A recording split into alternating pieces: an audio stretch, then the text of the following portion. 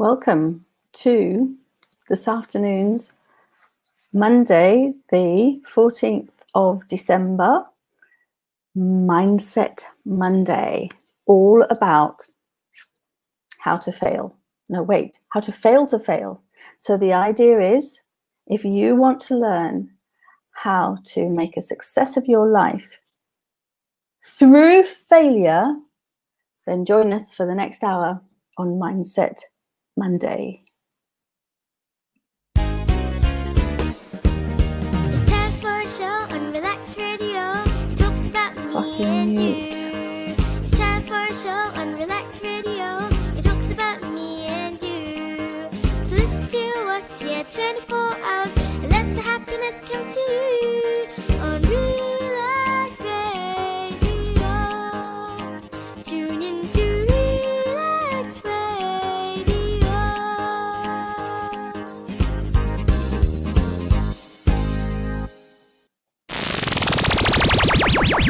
Relax Radio. Hello, welcome to today's edition of Mindset Monday. This week, what we're going to be talking about is, oh my goodness, mindset. So join us for the next hour and please do join in.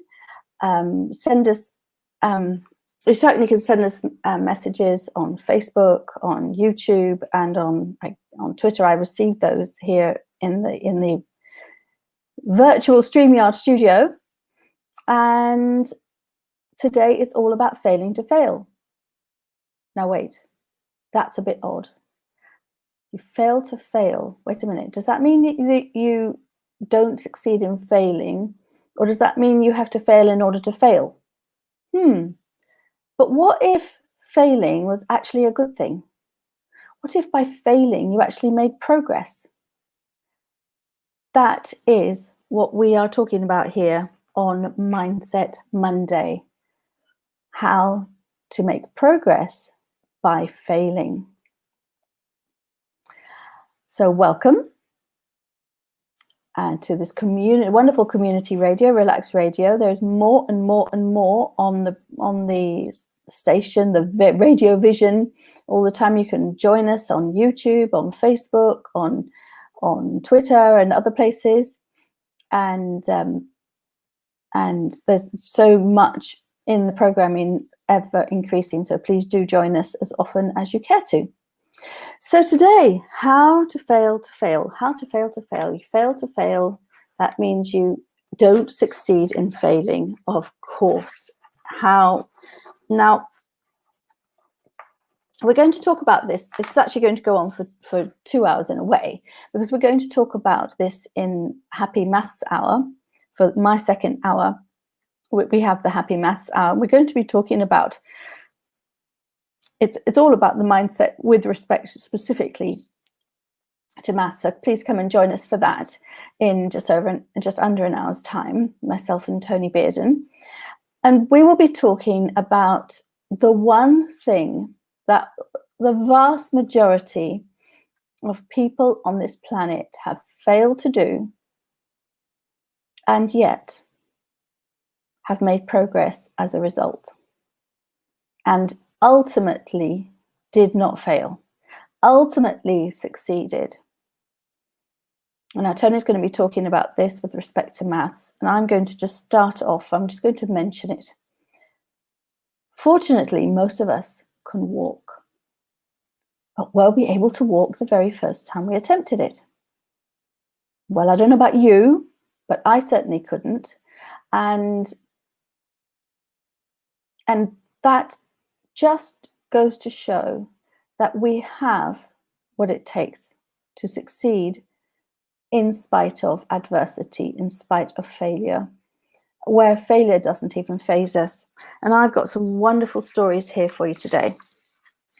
Now, so we are going to be joined by luminaries such as Ralph Waldo Emerson, Albert Einstein, Henry Ford, Winston Churchill, Napoleon Hill, who's a personal development expert, Carol Dweck, she's a particular hero of mine. She is the mindset was going to say guru, but I was going to start with the mindset. I wanted to say something with M.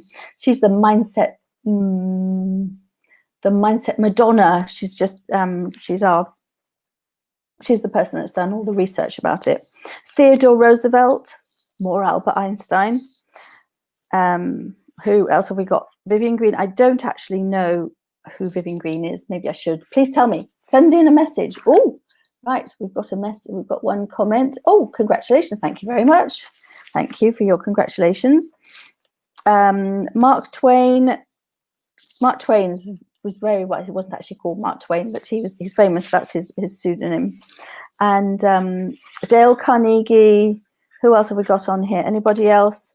That's a particular. Muhammad Ali, Margaret Thatcher, J.K. Rowling, Confucius, and somebody called Wallace Wattles. I haven't researched Wallace Wattles, but we've got some wonderful quotes from them, and then we've got some stories. Now, I'm going to start off with a story that was a very, very real problem.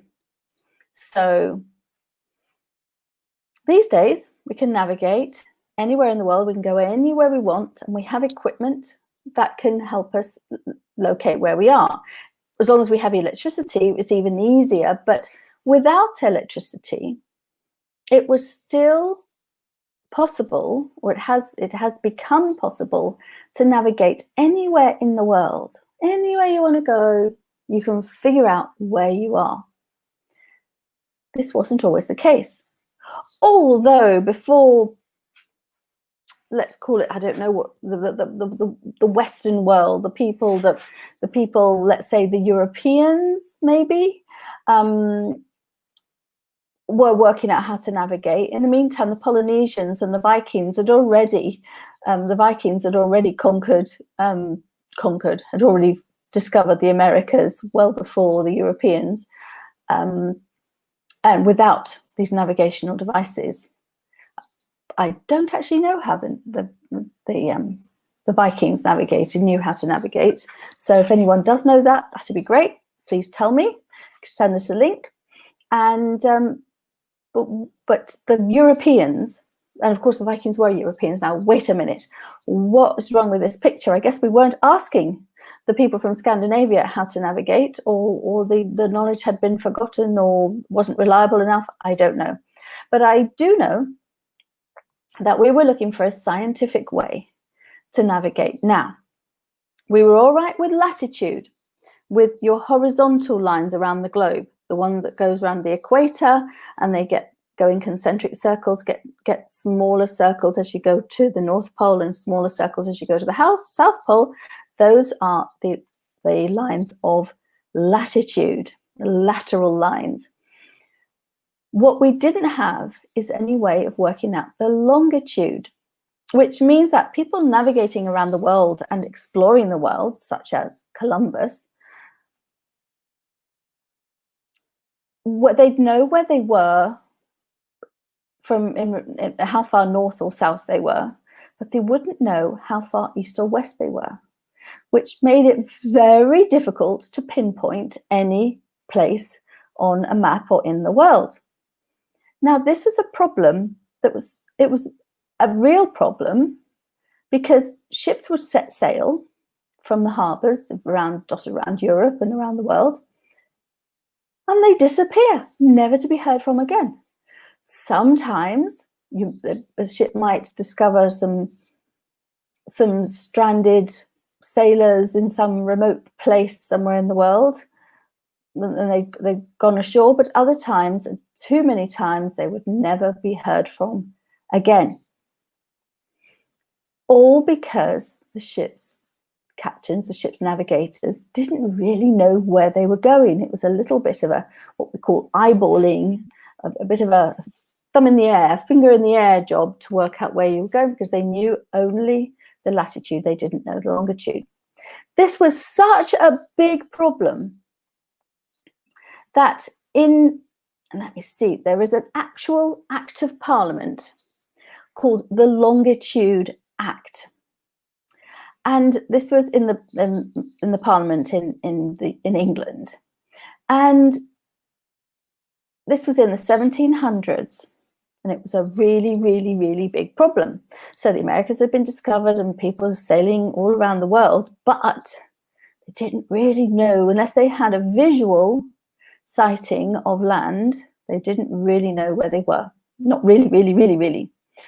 So they created this. They had a problem and they called it the problem of longitude. You can Google it and it's in the description. You can have a look at links to some to some information on it. And this was actually this act was carried out in 1714.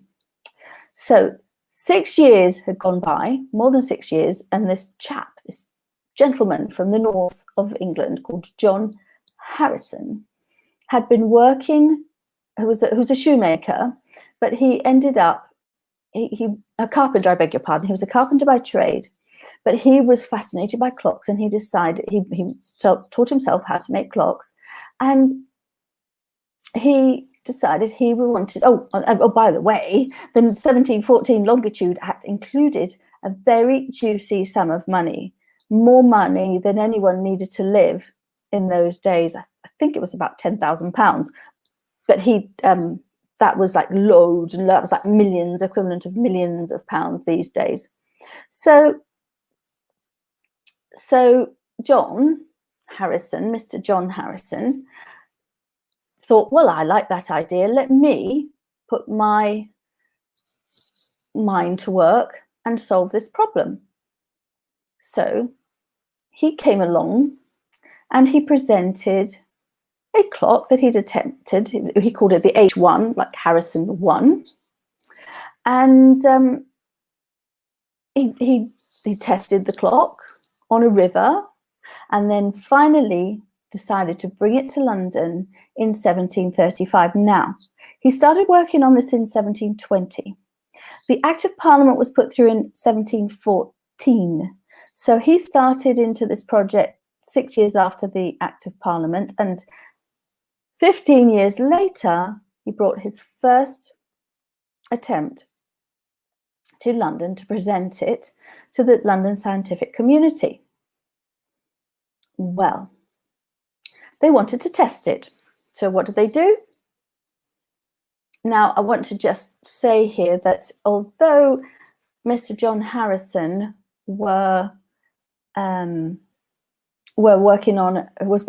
John Harrison was working on a naval navigation device, because the ships weren't accurate. The clocks that they had in those days weren't accurate on board a ship, because in order to be accurate, the clocks, they had to know what time it was. The problem was they had to know what time it was precisely on a ship.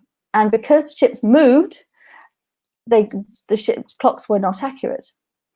And so a clock had to be designed that would keep accurate time no matter how much movement there was on the ship. Now, John Harrison did not like going on water. He was terribly seasick, but he went out on the ship. It was called the Centurion, the first one, in May 1736, and he went to test this clock. And it wasn't perfect to start off with, and he kept adjusting it because he's a clockmaker and he could do that. And it didn't actually work. When they were coming back, they travelled off, they went to Portugal and things kind of worked. And then on the way back, he nearly got the ship sunk because they were actually not where they thought they were. Oh, correction, sorry.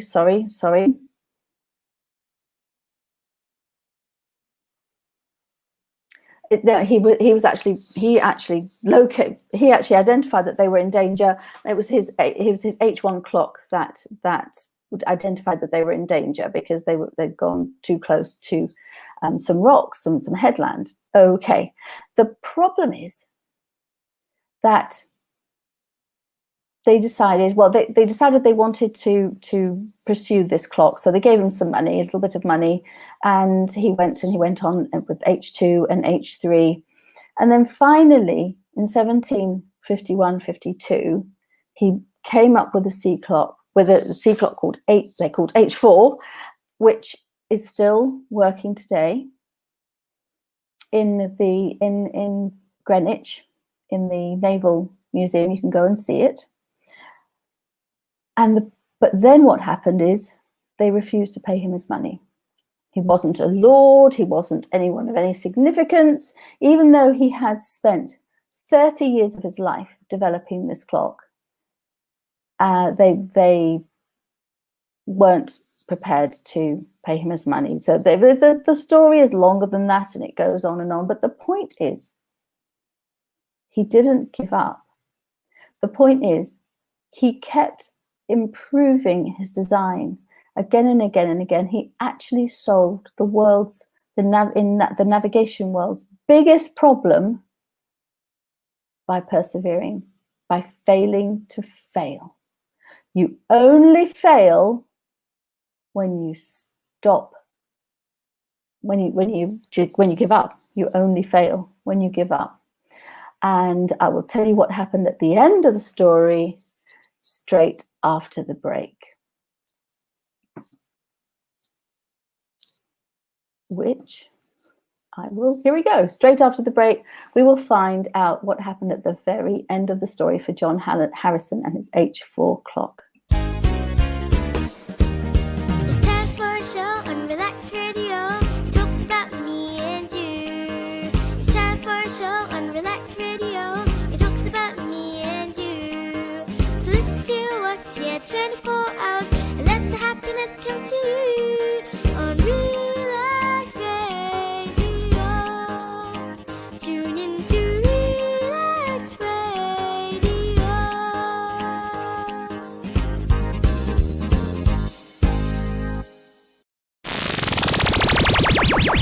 Relax Radio.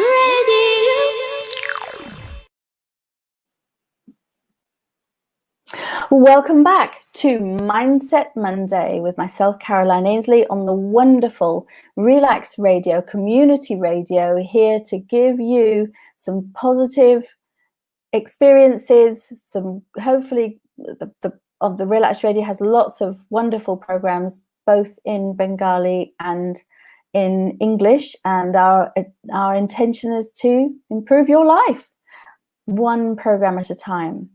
So welcome back to Mindset Monday, and today we're talking about failing to fail. The best way to fail is by failing to fail. Now, we were wondering if it was failing to fail as in not succeeding in failing, or was it failing in order to fail, or was it literally, if you fail to fail, you're making progress. And I was telling you the story about John Harrison, who we have a huge debt of gratitude to, because he took years and years, and basically it was his life's work, to create a clock that would solve the problem of making sure that the ships, this was in the 1700s, so the 18th century, I have to work that out then. And he, thanks to John Harrison, our ships know where they are anywhere on the earth. Now, of course, nowadays we have other forms. We have electricity. So we'll talk about electricity in a minute. Someone rather well known called Edison, because he had another invention that you might have used once or twice in your life. But John Harrison, until electricity was invented, until clocks could work on electricity and be reliable, not matter which way round they were, whether the floor under them was moving, he did invent this clock. And at the end of it, he persevered. He didn't fail because he never gave up. And at the end of it, the government wouldn't give him the money that's the reward for creating this clock, which is his just reward. But in the end, finally, he did. Again, didn't give up. Finally did get his money, but it was not handed over when it should have been, let's put it that way. So the story of never giving up is John Harrison. We've got another story of never giving up. I'm going to tell you a personal story of mine about never giving up as well. And then after the at 5 o'clock, when Tony comes on, we're going to be we've got the happy maths hour after we finish the Mindset Monday, and Tony and I are going to share stories about how never giving up and how failing can help you with your learning of maths. So if that's going to help you, and if you've got any issues, any interest specifically in maths homework, maths at home, just generally succeeding in maths, then join us at 5 o'clock for Happy Maths Hour. So before we move on, I'm going to give you a couple of quotes. Now, this is Albert Einstein. He's kind of a bright chap. And you think, well, maybe everything came easily to Albert Einstein. Well, this doesn't say it didn't. But for those of you, there's so many, especially children and grown-ups as well. I've heard grown-ups quote it to the children that talk about, well, you're never going to use that, so why bother? You don't have to learn it, because you're never going to use it. Well, what did Einstein say? Einstein said, education is not the learning of facts, but the training of the mind to think. So I found that extremely thought-provoking, because, and I do know that the reason why we go to school, go to university, why you don't have to go as far as university, but the higher up you go in education, the more you have to think. And the more you have to think, the better you get at it. Funny thing that. And there are people who are naturally more inclined to think, and I know some extremely intelligent people who don't have a formal education. My partner he left school when he was 14. He's born in Denmark, and they didn't have to stay in school at that time until they were 16 at all. He left school when he was 14. He was extremely intelligent, and he was a great thinker, and he loved to think, but he didn't like to think in school. So he always regretted that. He would always say, well, I'm not educated. The clever people. He'd talk about the clever people. Well, he was clever, but he didn't recognize that he was clever because he wasn't educated. So education does help you think. It doesn't mean you don't think. It doesn't mean you're not clever if you don't finish school. But education does train your mind to think. So if you want to be as good a thinker as you can be, and a good as problem solver as you can be in life, education really does work with that, especially a good education. Now, I like this one. For any of you that are a bit, I'm actually not bothered about it. I'm quite happy. I'm 58 years old. I'm nearly 59. I'm happy to say it. And I'm not one of those who says turned around when they turned 40 and started counting backwards. That's not me. But this is kind of a nice one for everybody. This is Henry Ford, the one who's famous for making cars, the Ford cars. And one of my favorite quotes of his is the original Ford T. He says the production line. He was the one who pioneered production lines, and he used to say, "You can have any color car you like as long as it's black." I thought that I love that one. I really like that one. Anyway, what he said is, anyone who stops learning is old, whether at 20 or at 80. Or for those of you who are especially ones in secondary school, whether you're 13 or 16 or 11, you are old if you stop learning. Anyone who keeps learning stays young. Hooray! That'll be me then. And Tony, my partner in crime for the Happy Maths Hour, she's 80, and she says, I learn something new every day. And I can witness on many days she learns many new things every day, and she's a huge inspiration to me. And I do encourage you to stay on for the Happy Maths Hour, because Tony is a force to be reckoned with and very inspirational. So we're going to have one more quote. And again, we've got Albert Einstein.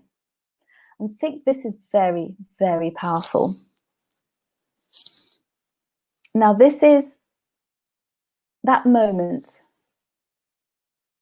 in your life when everything's going wrong, you want to achieve something, or just life in general isn't working for you, or you're working on a project and you've got a problem and you need a solution and it's not coming to you, and you're very frustrated, and it feels as though you should just give up. That moment, if you can remember this quote, in the middle of difficulty lies opportunity, by Albert Einstein. In the middle of difficulty lies opportunity. Now, I have experienced this, I don't know how many times, and I really actually don't know what my thought processes used to be, but I do know what they are now. I can't really say I used to, well, I know I did, because I did used to have a lot of the it's not fair, or I wish that I had this, or it's not fair that they have that and I don't, that sort of thing. I have experienced that. I do remember thinking that as a younger person. But my life is so rewarding that it wouldn't even occur to me to think that these days. But I like challenges. I take on challenges quite a bit. I climb Mount Kilimanjaro, so I like a challenge. I'm climbing again. I climbed it for my 50th. I'm climbing it again for my 60th. And you can believe that, well, it's a great time for reflection when you're taking on a huge challenge like that. And so what was my opportunity whilst climbing Mount Kilimanjaro and taking one step after another uphill, thinking, why am I doing this? Every step I take uphill, I'm going to have to take downhill again, and reflecting seriously, why am I doing this? Like, okay, why am I doing this again? No, really, why am I doing this? Why do I keep climbing upwards? And the thing that I learned, the opportunity that I found in that incredibly hard environment, was that I could do it.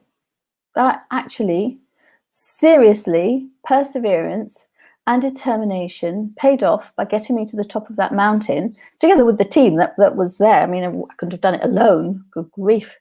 And it was extraordinary. And the power that I got out of that, and I still have that power 8 years later, 8 years, 9 years, 8 years later, that's something I've gained from it. So that was the opportunity I got from that difficulty was literally a change of mindset, or an enhancement of my mindset, knowing I can do it. So that was what I got from that. So think about a moment where, what opportunities, that's what I do. I'll tell you more about the Guinness World Record attempt and how we found opportunity in, what was it? Difficulty, adversity, when you've got problems, what is the opportunity? And I'll tell you about that after the break. It's time for a show on Relax Radio. It talks about me and you. It's time for a show on Relax Radio. It talks about me and you. So listen to us here 24 hours and let the happiness come to you on Relax Radio.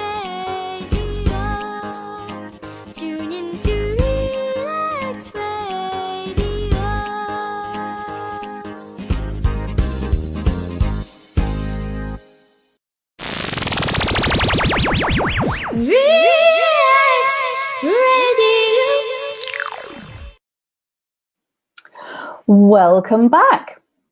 Welcome to the Mindset Monday show with Caroline Ainslie. This done on Relax Radio, and this show is called Fail to Fail, How to Benefit from Failure. Now, I keep thinking, okay, fail to fail. I kind of like that. It just popped into my head when I was looking for a name for today's show. And I'm like, okay, so it's a bit of a play on words. Are you failing so that you fail, or are you failing to fail, or is failing helping you succeed? So if you're failing to fail, so I decided fail to fail was pause for thought. So I quite like that idea. So I went ahead and used it. Now, I promised to tell you, we looked at some quotes, and the last quote we had was, "In the middle of difficulty lies opportunity," with Albert Einstein. Now, this is all about Mindset Monday. It's all about how to succeed through your mindset. And it's not even through the power of the mind. It's purely making a choice. You choose whether or not you fail or succeed. And how do you succeed is that if you are failing, you don't give up. You just keep going.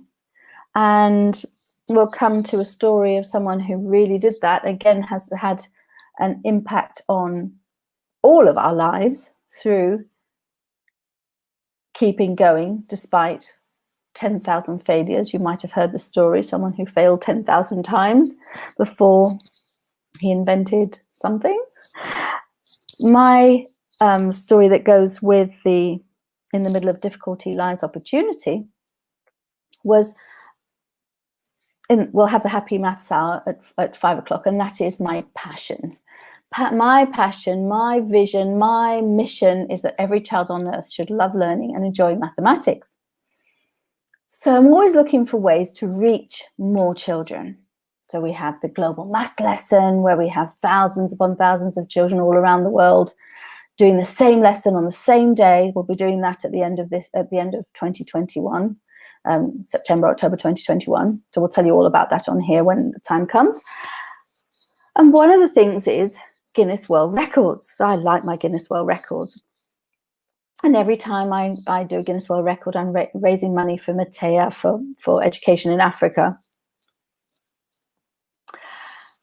With the Guinness World Records, I'm like, oh yeah, let's do a Guinness World Record. Yeah, that'll be fun. That'll be great. Let's do it.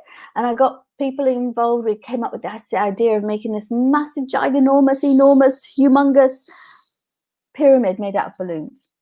The original one we were going to do was going to be, let's get it right, 32 meters in length on one of the edges, on every one of the edges, 32 meters. So it basically could have fit a London bus half, and it would have only gone halfway up it.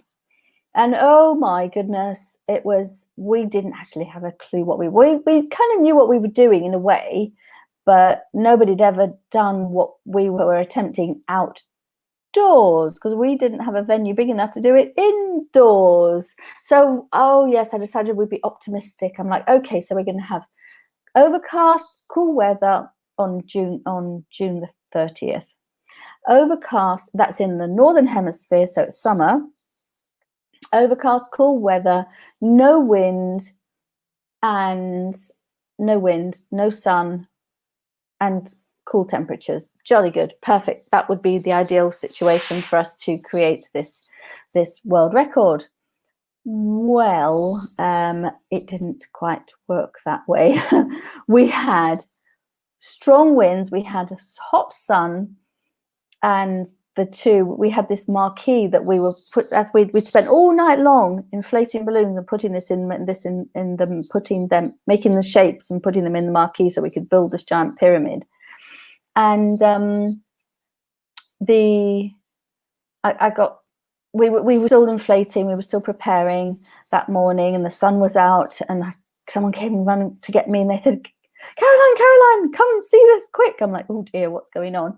We went outside and we had this, as I say, this massive tent in the sun at that point. And there were lots of balloons inside. So we were making this giant sculpture out of balloons. And it sounded like this. Pop, pop, pop, pop, pop. It sounded like popcorn popping, and those balloons that we'd spent all night working on were, oh my goodness, it was a disaster. We had failed.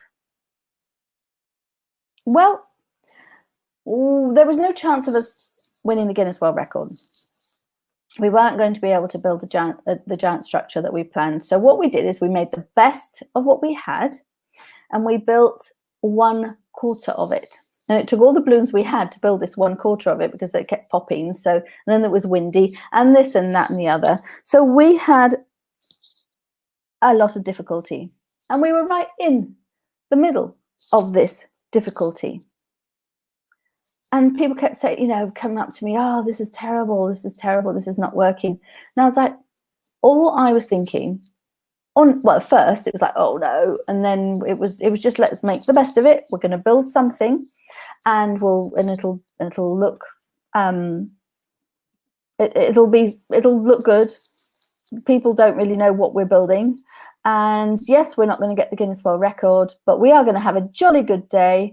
And we're going to have some great videos out of it, and we got all of that, and all throughout, what I was thinking is, okay, so next time it needs to be indoors. Okay, so next time the balloons need to be slightly different. And so next time, and I was just literally going through learning from all of the problems that we were experiencing, so that next time it would be improved.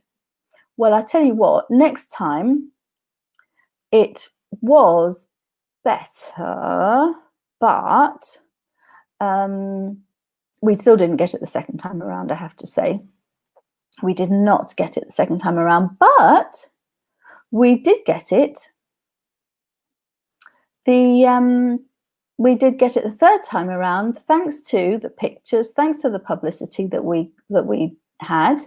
We did actually succeed in getting it the third time around, because thanks to everything that we did in the past, I was fortunate enough to meet the editor-in-chief of the Guinness World Records book, and through that, I'm just actually looking for a picture of the crazy balloon, the sculpt thing that didn't work, and then I'm going to show you the one that did.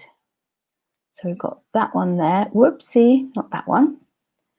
Okay, that's the one that did work. So I'm not going to show you that yet. And now I'm going to show you the one that didn't work. So it was pretty crazy. It was pretty mad. But thanks to what we did, I was able to show the pictures, and the editor-in-chief of the Guinness World Records said, ooh, could you make that for me? Eventually, he didn't say it straight off the bat, but he did say it when he thought about it for a while, because he wanted to put it in his book. So that's the one that didn't work, and that was 1/4 of the size that we wanted, and that was the result of 24 hours of work. It didn't work, but the opportunity came out of it by persevering and never giving up. And then this was, we finally did get the Guinness World Record, and we were really chuffed. And it was only little. Look at the size of that versus the size of the other one. Huge. We couldn't even touch the next layer of that one. But this one that we actually succeeded in, we had to crouch down inside, but we got the Guinness World Record for it. So it just goes to show, thanks to working hard and perseverance and determination, we made it. So that's my little story. Now, I'm going to give you a couple more quotes, and then we'll go to the break. And then after the break, we're going to hear the final story about someone that really knew to never give up. So, I have heard this quote before. This is a lovely one. This is one where if you are feeling down, It's one to remember. Just visualize this if you can. Life isn't about waiting for the storm to pass. It's about learning to dance in the rain. And I love that. I personally actually like to go out and be in the rain. I don't use an umbrella. I go out, apart from the fact if I did, whenever I have taken an umbrella with me, I usually leave it somewhere because I don't need it on the way home and I forget it. So I lose umbrellas doing that. But I do love to dance in the rain.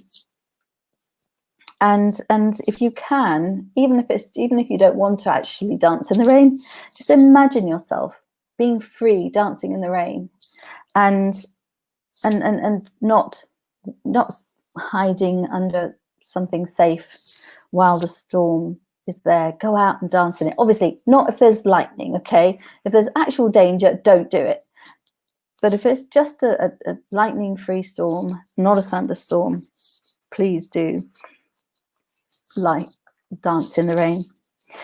That's by Vivian Green. That is a quote by Vivian Green. I love this one. Life is like riding a bicycle. To keep your balance, you must keep moving. Albert Einstein. Now, Carol Dweck, my hero, Carol Dweck. Why waste time proving over and over how great you are when you could be getting better? Ha! Ha! Let's get rid of that now. Sorry, click on that. There you go. You could be getting better. So wait a minute. I'm going to think about that one again, actually, because I had read it earlier, but I don't think I actually absorbed it. I'm going to think about that one now. Why waste time proving over and over how good you are? Do I do that? I do. I do that. I want people to think I'm good. I do. So why waste time proving to others over and over how great I am when I could be getting better? Do you know, I have read that quote multiple times and I've not actually, I'm going to read it again. Wait a minute. Why waste time proving over and over how great you are when you could be getting better? I love that. Okay, Carol Dweck, Carol S. Dweck. If you, is her name in the comments? No, it's not, but it's DWEC. Oh, look, here we got this has been up before. This is like my mindset. Hello, my mindset Bible right there. Which hand is it? That one, and that one there. There we go. My mindset Bible, and yeah, wonderful. Just keep getting better rather than mulling over. Hello, mulling over what people think about you. And one last quote before now there's a lot of people that have, it happens to me, I like to duvet dive every once in a while as well. I'm not proud of it, but then again, it's one's way of coping, especially in these times. Winston Churchill, he was a chap with a little bit of wisdom. The pessimist sees difficulty in every opportunity. The optimist sees opportunity in every difficulty. So let's say that again. The pessimist sees difficulty in every opportunity, and the optimist sees opportunity in every difficulty. So which one would you rather be? The optimist that finds opportunities difficult, or the pessimist that finds opportunities difficult, or the optimist that finds opportunities when things are difficult? I know which one I choose. And the thing is, the crazy thing is, the mind-boggling thing is that it is a choice. It is a choice.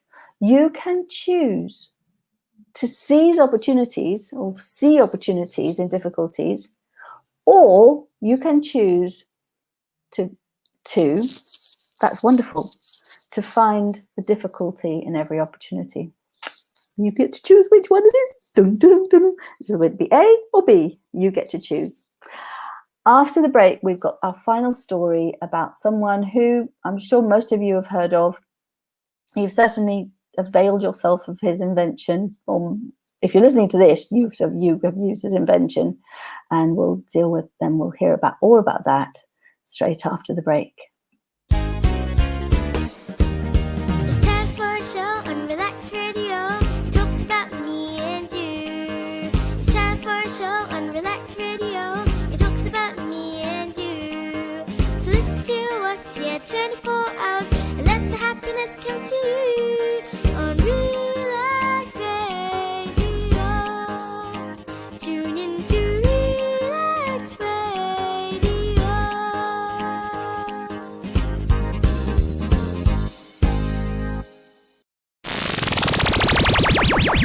Relax Radio. Welcome back to Mindset Monday, and we're talking as usual about mindset, and today's program is called Fail to Fail. So do you fail, therefore you fail, or if you fail to fail, are you actually succeeding? Or which would you prefer? To succeed by not succeeding in failing? Anyway, I've just had a message. I told you the story about our Guinness World Record attempt, and Steve Benton, who is on the team, has just made a comment. He was like, "It was too hot. It was a too hot day. The day was too hot. It was." Yes. So hello, Steve. Thank you for joining the program. It's great to see you. So our final story. This might give you a clue on who we're going to talk about now. This is relevant to Steve's work, and I'm an electronic engineer as well. And so I've not actually dissected the item in question, but the person we're going to talk about quoted, "I have not failed. I've just found 10,000 ways that won't work." So does anybody guess who it is or what we're talking about? Let me see if I can find any more quotes by the person in question. Let me see. I thought there was more than one here. Here we go. Oh, yes. Oh, we've got more. We've got more. Has anybody got any quotes? Has anybody guessed who it is? "Many of life's failures," as in the people who fail, "are people who did not realize how close they were to success when they gave up." How about that? Oh, we've got one. Oh, yes, I've just found 10,000 ways to. Yes, thank you, Harry. And many of life's failures are people who did not realize how close they were to success when they gave up. Well, let me tell you, I'm still on the way. I don't know how close I am to success in terms of I have been, for the last 15 years, I've been attempting to get out there and reach as many children as possible. My mission is that every child on earth will love learning and enjoy mathematics. And have I succeeded yet? Well, no. I don't know how close I am to success. And I'll tell you what. Yeah. Hey, Steve, I'll give them your answer in a minute. I don't know how close I am to success. So far, I've reached on one day 50,000 children in one day. So that's quite good. I don't know how close I am to success, but I can tell you that I am not giving up. I will not give up. And this radio program is another great way for me to get the message out there, to reach as many children as possible, as many adults as possible, with the Mindset Monday and also with the Happy Maths Hour.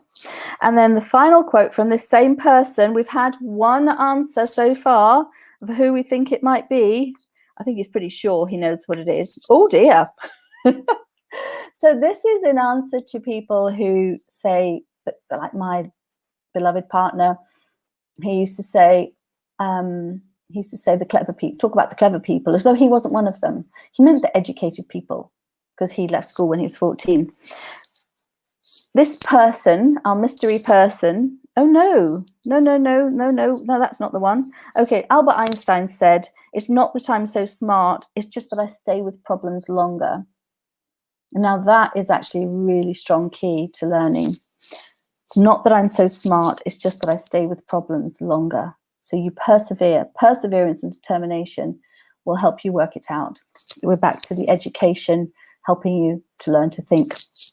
And then the final one by our actual person that we're seeing if you can guess who it is, said, genius is 1% inspiration and 99% perspiration. So again, perseverance, determination will get you there. The more you think about it, the more you work at it, the more likely you are to have a genius idea. And the person we're talking about, well, I'm going to tell you the story briefly. So he was born, well, he was born, he lived in the 19th century, and he decided he was going to create an invention. He was very he was full of ideas and liked to work. He worked in a lab. He wanted to build a lab, and anyway, he built this lab, and he decided he was going to create something. And this happened in 1878. They had a whole lab full of people. It wasn't just him. He wasn't the only person doing this. He had a team of people. They had 3,000 different theories to develop what they call an efficient incandescent lamp. 3,000 different theories to develop it, all kinds of different materials, using glass vacuums. He did all kinds of different things. Have you guessed what we're talking about yet? They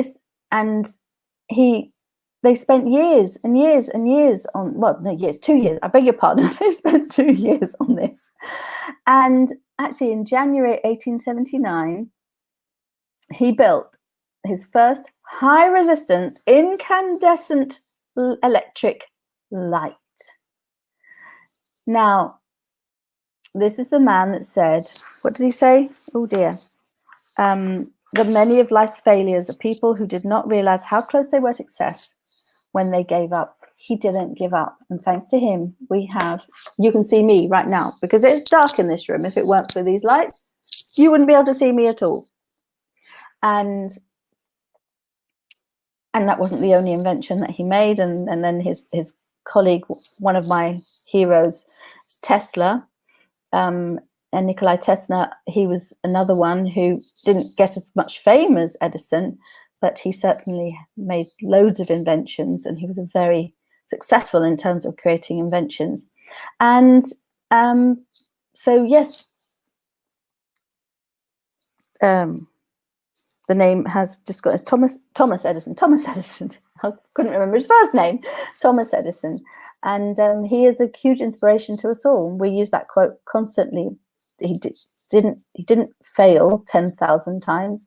He found 10,000 ways of not making an electric light bulb. So that is the very brief, in a nutshell, Thomas Edison's story. So this is the Mindset Monday. This is the Mindset Monday hour. No, that's the Happy Maths hour that's coming after the break. Why is mindset so important?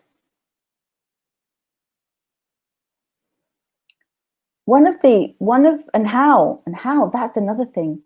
It can be seemingly impossible to come up with a positive mindset or a growth mindset when things are not going so well. And some people struggle with it more than others.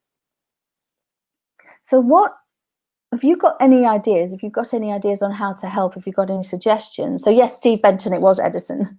But if you've got any suggestions or any comments on how you overcome those thoughts, that feeling of, oh my goodness, I'd love to have a positive mindset. I'd love to have a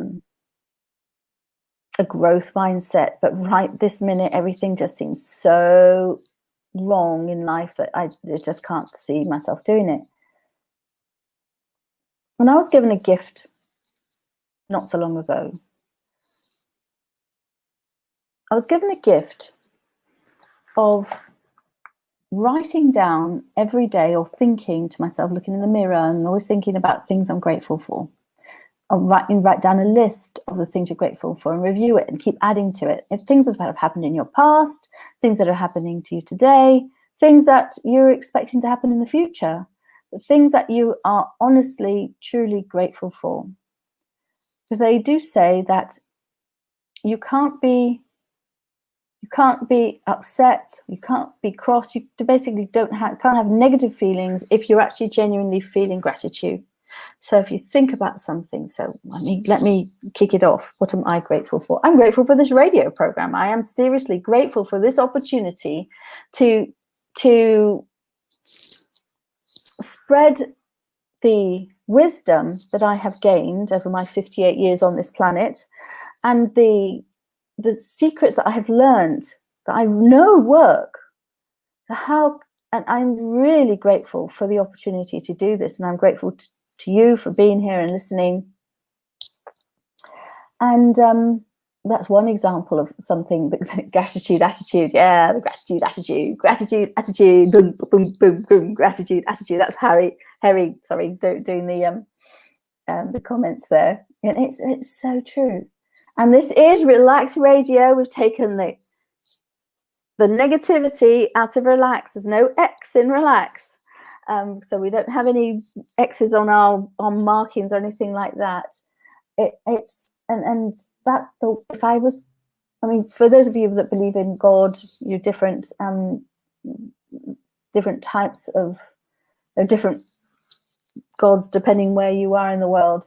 That is prayer to what you believe in is very useful. But there are also people that pray that remain in a bad place or have difficulty thinking about how to have a growth mindset, how to have a positive mindset. And I found the gratitude, but personally, I pray to God. I thank God. So I'm grateful for things, and I'm also, in my world, I thank God. In your world, if you find a way of, whatever way you want to express that gratitude, but you feel it, you practice it. It's like a habit. It's like a habit it started off with someone just saying, write a list of all the things you're grateful for. So I did it obediently, and I kind of liked it. And then you had to write a list of things that you didn't like or something, and I don't remember that part of it, but I remember about the list that I'm grateful for. And over the years, that has become, I keep encountering it. People say, the gratitude and what you're grateful for. And actually it's just my mindset now. It's my state of mind now. And I'm so happy and grateful for this lovely studio that I've got created, and StreamYard and Zoom, and being able to stay connected with people despite this crazy world that we live in right now. And just so many things. This lovely jumper that was given to me as a Christmas gift, and this lovely hat was given to me as a gift as well. I'm just so happy and grateful for all those things. So that's my tip to you, is the gratitude attitude, or the attitude of gratitude. Love it. So after the break, we'll be back with the Happy Maths Hour. I hope you enjoyed the Mindset Monday on the fail to fail. And after the break, we're going to be talking about games. So these are maths games. So this is going to be during the holiday period, whether you're in the northern or the southern hemisphere, you're up for a holiday period right now. And oh, nice one. The Albert Einstein quote. Thank you. Aha, brilliant. Thank you, Harry. And after the break, we're going to be introducing a lot of some ideas for games. And then over the next few weeks until after the new year, it's going to be games every Monday. We're going to be playing games and helping you with games. And these, of course, are maths games, because it's the Happy Maths Hour. But they're games from all different ages. So please do join us after the break. They're intended to be played by families. We can play them in the classroom as well. And that's what we'll be talking about after the break. Thank you very much. And now I've got to find the button to press. And thank you. See you on the Happy Maths Hour.